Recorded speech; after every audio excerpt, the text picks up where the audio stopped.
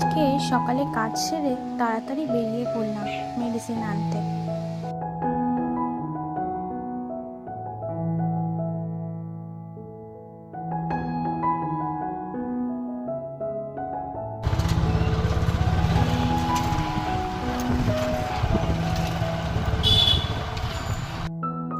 প্রথমে গেলাম একটা দোকানে, তো সেখানে দোকানে গিয়ে দেখলাম দোকানটা বন্ধ। কাছে গিয়ে দেখলাম দুটো খরগোশ খাঁচার মধ্যে রাখা আছে, পাতা খাচ্ছে। দেখো কত সুন্দর লাগছে।